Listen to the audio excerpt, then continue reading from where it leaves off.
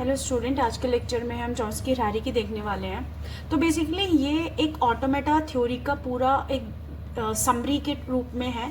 Basically जहाँ पर आप ग्रामर देखेंगे, जितनी भी ग्रामर आपने ऑटोमेटा थ्योरी में पढ़ने वाले हैं, उस ग्रामर से कौन सी लैंग्वेज क्रिएट होगी और उस लैंग्वेज को कौन सा ऑटोमेटा एक्सेप्ट करेगा।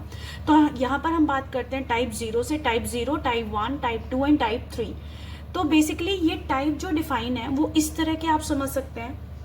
जो ग्रामर, जितनी ग्रामर आपकी सिंपल ग्रामर होगी, उतनी ज़्यादा जो मशीन, उस आप पावरफुल मशीन आपको यूज़ करनी पड़ेगी उसको एक्सेप्ट कराने के लिए।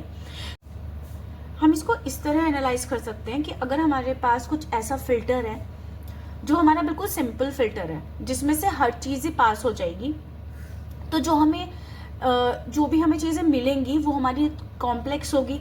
तो अगर मेरी ग्रामर बहुत सिंपल है, ठीक है, तो मेरी जो लैंग्वेज होगी वो बहुत कॉम्प्लिकेटेड होगी, और उस लैंग्वेज को एक्सेप्ट कराने के लिए भी आपको बहुत पावरफुल मशीन चाहिए।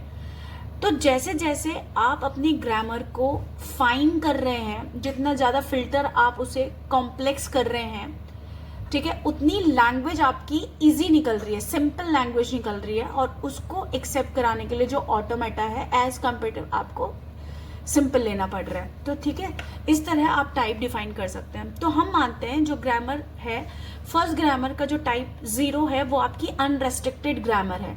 इसका मतलब है कि आपके पास आप जो भी आपकी ग्रामर की जो वैलिड ग्रामर मिनिमम रिक्वायरमेंट है वो आपकी अगर है, ठीक है, तो वो सारी की सारी ग्रामर आपकी पास हो जाएंगी, और उससे आपकी कौन सी लैंग्वेज मिलेगी? रिकर्सिव एनुमरेबल लैंग्वेज मिलेगी। ठीक है, अब हम बात करते हैं कि वैलिड ग्रामर कौन सी होगी।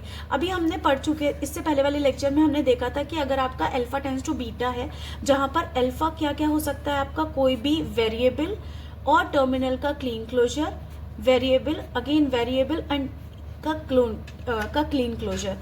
बीटा के केस में बीटा क्या हो सकता है आपका, वेरिएबल एंड टर्मिनल का क्लीन क्लोजर। तो ये मिनिमम रिक्वायरमेंट है कि कभी भी आपका जो ग्रामर होगी वो वैलिड होगी अगर आपके केसेस में अल्फा और बीटा ये हैं तो।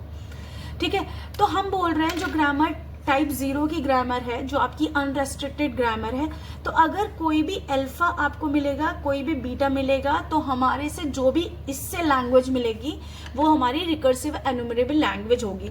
क्योंकि मैंने अपने ग्रामर पे कोई भी रेस्ट्रिक्शंस नहीं लगाए हैं, सारे के सारे आपके ग्रामर जो एक वैलिड ग्रामर में आ रहे हैं, उससे जो भी लैंग्वेज मिलेगी वो हमारी वैलिड लैंग्वेज होगी। तो अब आपके पास, क्योंकि लैंग्वेज बहुत ही कॉम्प्लिकेटेड हो गई, क्योंकि आपकी ग्रामर बहुत सिंपल थी, मतलब ग्रामर में कोई भी रूल रेस्ट्रिक्शंस नहीं थे, तो उससे आपने हर ही लैंग्वेज क्रिएट कर दी। ठीक है, तो अब आपको मशीन जो चाहिए है वो आपको काफी पावरफुल मशीन चाहिए होगी। तो आपको पता है कि ट्यूरिंग मशीन हमारी अब तक की सबसे पावरफुल मशीन है। तो आप जो रिकर्सिव एनुमरेबल लैंग्वेज को हैंडल करेंगे वो किसके थ्रू हैंडल कर सकते हैं? ट्यूरिंग मशीन के थ्रू। अब टाइप 1 जो ग्रामर है उसमें कुछ रूल्स और इंट्रोड्यूस हुए। अभी हम नेक्स्ट लेक्चर में उनको देखेंगे कि टाइप 1 की कौन कौन से ग्रामर, किस कैटेगरी की ग्रामर होगी। ठीक है, तो अगर आपने थोड़े टाइप 1 में कुछ रूल्स रेस्ट्रिक्शंस अलाउ करे अपनी ग्रामर को, तो वो जो ग्रामर बनी, और जो टाइप 1 की जो ग्रामर होती है वो आपकी होती है कंटेक्स्ट सेंसिटिव ग्रामर, जो क्रिएट और जनरेट करती है कंटेक्स्ट सेंसिटिव लैंग्वेज को। क्योंकि अब आपने कोई थोड़े से रेस्ट्रिक्शंस लगा दिए अपने ग्रामर पे, तो अब जो आपको ग्रामर मिलेगी कॉम्प्लेक्स तो मिलेगी, but as compare to recursive enumerable नहीं मिलेगी। तो आपको उससे कम पावरफुल मशीन चाहिए, तो आप एलबीए में भी काम चला सकते हैं। बट क्या है, एलबीए जो है और रिकर्सिव सेंसिटिव लैंग्वेज आपके सिलेबस में नहीं है, तो मैं इसको डिटेल में नहीं ज्यादा लूंगी, लेकिन आपकी कैटेगरी जरूर मैं डिफाइन करूंगी कि कौन सी लैंग्वेज आपकी कंटेक्स्ट सेंसिटिव लैंग्वेज होगी। ठीक है, इसके बाद है आपका टाइप 2 की ग्रामर, जो है आपकी कंटेक्स्ट फ्री ग्रामर, जो अब इस वाली यूनिट में आप पढ़ने वाले हैं।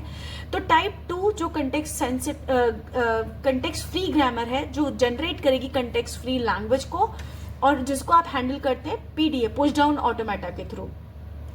अगेन सबसे ज्यादा जो आपके रूल्स आपने लगाए हैं अपनी ग्रामर टाइप 3 पर लगाए हैं, ये आपकी सबसे रेस्ट्रिक्टेड ग्रामर होती है टाइप 3 की। तो क्योंकि आपने ग्रामर पे रूल इतने लगा दिए कि जो आपको लैंग्वेज मिलेगी बहुत ही सिंपल लैंग्वेज मिलेगी, तो आपकी रेगुलर लैंग्वेज आपकी काफ़ी सिंपल लैंग्वेज है, जिसको आपको एक बहुत सिंपल से ऑटोमेटा में आप उस लैंग्वेज को एक्सेप्ट कर सकते हैं। तो फाइनाइट ऑटोमेटा ही इसके लिए सफिशिएंट होता है कि रेगुलर लैंग्वेज को आप फाइनाइट ऑटोमेटा से हैंडल कर सकते हैं। तो ये एक बेसिक समरी है कि कौन सी ग्रामर से कौन सी लैंग्वेज जनरेट होगी और किस लैंग्वेज को कौन सा ऑटोमेटा एक्सेप्ट करेगा। नेक्स्ट की कुछ आने वाली वीडियोस में हम सारे टाइप ही डिफाइन करेंगे, कौन सी टाइप 0 की ग्रामर होगी, कौन से रूल्स आपके इंट्रोड्यूस हुए टाइप 1 को डिक्लेयर करने के लिए, और कौन कौन से आपने रूल्स लगाए जिनके बेसिस पर आपकी टाइप डिफाइन हुए। ठीक है, आई थिंक आपको ये लेक्चर समझ में आया है। अगर आपको ये सीरीज मेरी अच्छी लग रही है तो please like, share and subscribe my video. Thank you.